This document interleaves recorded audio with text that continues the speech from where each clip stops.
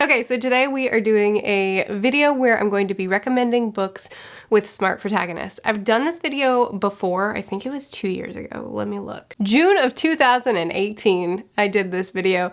And really, first of all, I was reading very different books then. It's still a solid video. I just rewatched it. It was fun. But I was really focused on protagonists that don't just rush into danger, risk their lives, risk other people's lives because they're impulsive and they're dum-dums, which is definitely something that comes up not that infrequently in books. But I do experience that type of protagonist a little bit less nowadays. I don't know if the type of books that are being published nowadays has changed or if just what I read nowadays has changed, but I experience that a little bit less. So now I'm shifting the focus of this video to be focused around characters that are specifically intellectuals, that really think through their decisions very deliberately, that they're not just like a main character that's not stupid, but rather specifically a main character that is smart, that's really thinking through everything, that's using science or logistics or, something of that sort to lend a hand to their decision making. You'll see what I mean as we get into it. But before we get into it, a shout out to today's sponsor, Squarespace. From websites to online stores to marketing tools to analytics, Squarespace is an all-in-one platform that helps you to build your website and grow your business. But we'll talk more about them at the end of the video. Books with smart protagonists. Starting with Jurassic Park. Jurassic Park is a science fiction novel. You probably know about it because you've probably seen the movies. I do recommend the book a whole lot. I actually really, I grew up watching specifically the first Jurassic Park movie. It was one of my dad's favorites. It became one of my favorites. And it's a really loyal adaptation. The core of what this story was transferred into the movie really, really well. It's more the pacing that's different, as well as some key details that are different. Movies of this era, I think a lot of times lean into the theatrics, and it doesn't really matter if characters are being really stupid. And that definitely happens in the Jurassic Park movie, where sometimes it's like, just move to the side a little bit. Stop just standing there and screaming while the dinosaur comes to get you. Just move that way. There's things like that where it's fun to watch, but if you think about it, why are the characters so dumb?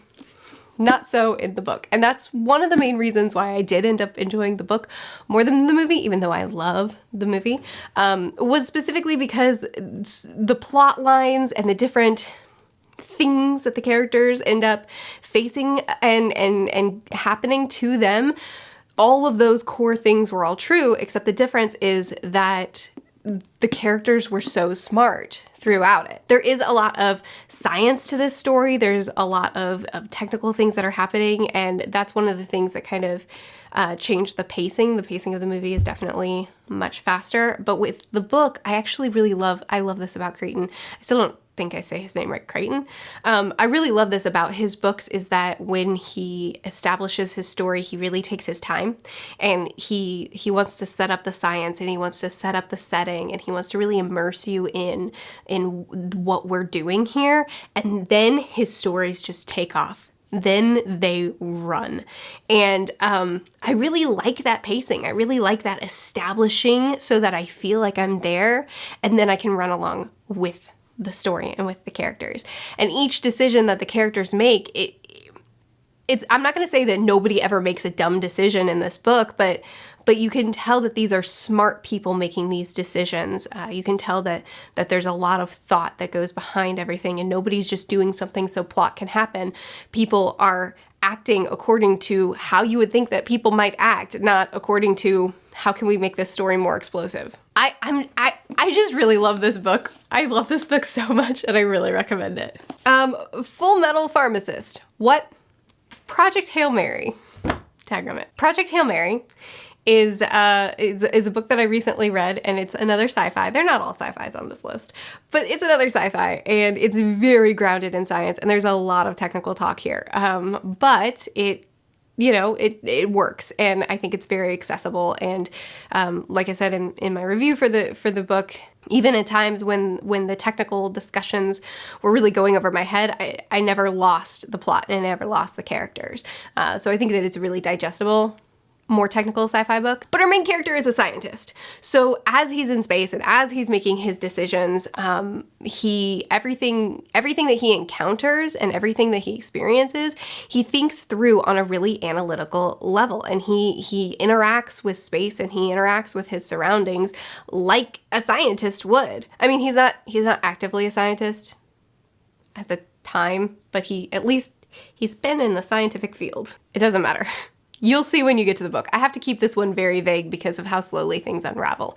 But anyway, each character, this story starts with our main character in the present timeline where he wakes up in space and he doesn't know how he got here or why he's here. He just knows that he has a mission to fulfill, but he can't remember anything. And then we get flashbacks, we get pieces of his past as his memories are coming back to him in fragments. So we get to slowly see where he came from and what his occupation was at the time, how he even got on this mission, and his backstory. So we kind of go back and forth between present day and past.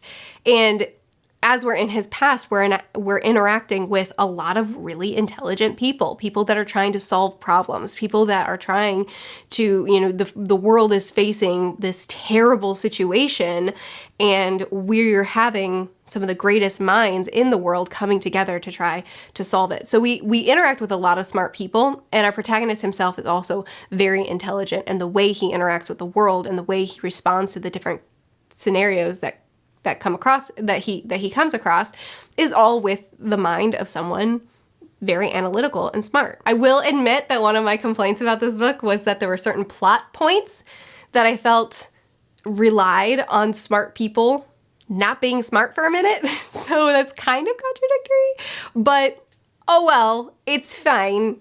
The majority of the book is smart people making smart choices, and I recommend it. It was a great book. The Count of Monte Cristo, I own this one. The Count of Monte Cristo is another one of my favorites. This is actually a book that I really want to be rereading soon.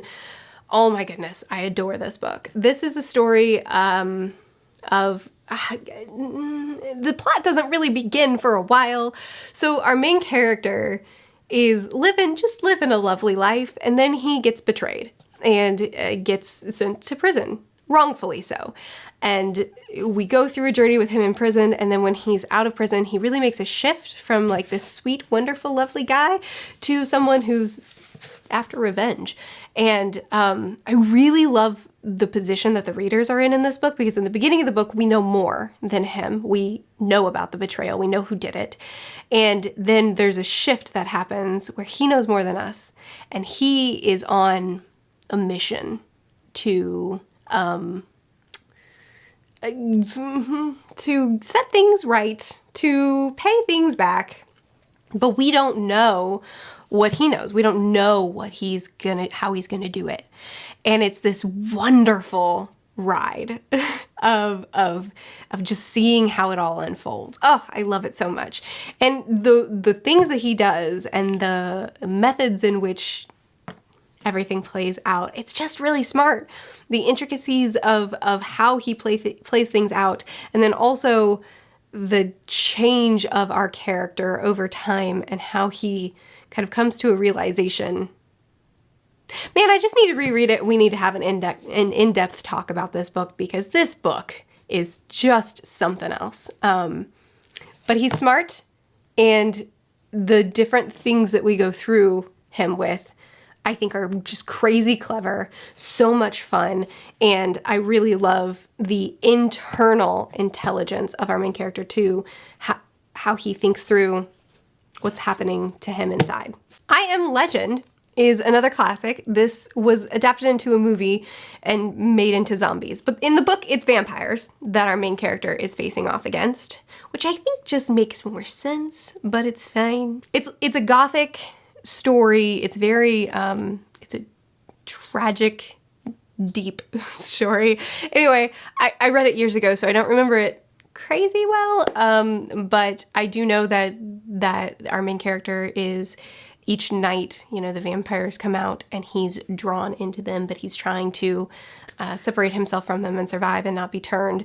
And the way that he thinks through his very unique and very bleak scenario that he's in, and the different things that he does to get himself out of the scenario he's in, the different methods that he tries, I just really, really appreciated reading from the perspective of someone who was so smart, someone who really thought through the scenarios that he was in and problem solved and took each obstacle and tried to get over it. It wasn't this melodramatic, woe is me or impulsive, making dumb decisions. No, he was a really intellectual person that thought through how to move forward. And the different things that he tried to get through it, it's a book that when I first read it, I just loved it. And a lot of people tried it and were like, no, don't love that. So I don't know if other people would like it, but it is a book that really stood out to me. I'm a big fan of Gothic stories. I'm a big fan of tragedies, of like dark settings. And I was really a big fan of this main character and his resilience and his persistence and his determination to find a solution. Little secrets. This one doesn't really fit the theme of the rest of the books that I'm talking about here, but I do want to include it because I want to try to include as many different types of stories as I can in this video. And I've found recently that I'm not as big of a fan of domestic thrillers because the more domestic thrillers I read, the more I feel like they kind of fall into similar patterns and look really similar. But Little Secrets was one that I felt was really different and really unique for the genre. It's really hard to read, so I will say the main setup of it is that our main character is a mom and her son was kidnapped, and our main character, the thought process that she goes through and the extents that she goes to try to find her son is, it's hard. So if you're a parent and you think that would not be okay to read for you, you shouldn't read it because it's a hard book. I was just describing the basic setup of the story to my husband and he was like, stop, don't ever talk to me about that book again. You finish reading it, but this is not what I want to hear about. And usually I tell him about everything I read and he sits nicely and listens. But in this one, he was like, don't ever talk to me about that book again. And I get it, man, because it is hard. So, know that going in. But this was a story that was just really unique and different. In domestic thrillers, a lot of times the protagonist is going out and trying to make things happen and trying to do things, but it kind of just falls into the same patterns. And in this one, it was a different pattern. And in this one, our main character really had to think through the reality of the situation that she was in and had to go to a lot of dark but intelligent ways of trying to find her son. So it's a hard book, but I really loved it. I especially loved the way it ended. A Natural History of Dragons. This is another one that I read fairly recently. This one and Project Hail Mary were both recent reads. I think I reviewed the two together, so I'll link that somewhere. A Natural History of Dragons is kind of like a sci-fi fantasy crossover. Our protagonist, Lady Trent, so the way this was pitched to me, and I think it's the perfect pitch, so I'll pitch it that way to you, is it feels like a Jane Austen setting and Jane Austen protagonist, but she's trying to study the biology and science of dragons. So in this setting, it does feel like a Jane Austen setting. It feels like it is a classic, the way it's written. And our protagonist, Lady Trent, she has societal obstructions. This isn't very ladylike, and a woman on a dragon expedition, how scandalous, that sort of thing. But our protagonist is very determined. We get to see her in the beginning of the book as a child, just dissecting animals and wanting to understand them and wanting to, wanting to see the way they work. And then we see her as she gets older and gets married and still wanting to study dragons and having this fascination of dragons. And in this world, in this setting, dragons aren't these mythical, mystical creatures. I mean, they are, but not to the extent that we're used to in fantasy. In this this one, they're just a part of the landscape. They just exist. We encounter one farmer who basically just views them as a menace because they're coming and eating his sheep. Like, they just exist in the world. And our protagonist and her husband and a few others go on this expedition to try to study and understand dragons. And it's written as a memoir. And it's written in a very self-aware and analytical way. And there definitely are scenes where our main character does make dumb decisions. And there are major things that happen because of those dumb decisions. Those dumb decisions worked for me because she was young, she was inexperienced, and she was naive. So that is a part of this book, so you may not like it if that would infuriate you, but she is a very smart protagonist. She's a very analytical antagonist. She loves to study the biology of dragons. She wants to understand how they tick. And being inside her mind is like being inside the mind of someone who is passionate and who is intelligent. She just wants to be a naturalist, and she's good at it. And this is her beginning. I just ordered book 2, and it will be in soon, and I'm definitely continuing on with the series. Next book on this list is And Then There Were None, but I could really put pretty much any Agatha Christie book on this list. I haven't read very many of hers, admittedly. I'm really not into mystery, but I assume mystery is probably a genre where typically people are smart, especially if you're following someone trying to solve the mystery. I would hope so, at least. But anyway, And Then There Were None was a really fun story for me. The characters, a lot of them were very smart, and they're in this terrible situation where they've all kind of been, for different reasons, shepherded onto this island, and then they're told this children's nursery rhyme, I think, about like these little soldiers that are getting picked off one by one. And then it starts happening to the protagonist, or to the characters in the book. The characters are getting picked off one by one according to the same way that they're picked off in the nursery rhyme. It was so fun. It was so intense, and it was so exciting, and seeing them picked off added so much suspense, and knowing how they would be picked off next time, but seeing how it would happen and how the people would respond, and the way that these people tried to solve the mystery, tried to figure out who did it, was a blast to read. It doesn't fit perfectly because they're not analytical, critical people like I'm talking about with the rest of this, but it was a really smart story, and it was full of characters that are not being dum-dums in the way they're reacting, at least not as far as I can remember. They were, really trying to dissect the situation that they were in and see how they could move forward. Last book on this list, I'm taking a bit of a gamble because I'm not done with the book yet, but it's The Bone Shard Daughter. At the time that I'm filming this, I'm almost halfway done. By the time you see this, I'll probably be done with it, and there will probably be a review up soon. But The Bone Shard Daughter is a story that is sweeping me away and that I'm really, really enjoying. So the basic setup of the story, there are 5 POVs. At least at this point. I think that's probably all we'll get. We have Lynn, who is the daughter of an emperor, and who, the empire should be her heritage, but she got this sickness that took away her memory, and now her father won't help her to learn the bone shard magic, which is a cool magic system. We'll talk about it when I do a review. And she can't learn this magic system that she needs in order to rule, in order to be the next emperor. And then we also have the perspective of a man who is looking for his wife and on his way to try to find her. He is also smuggling children because this world is... We'll talk about it more when we do like a proper review, because there's so much to discuss about this, but that's his perspective.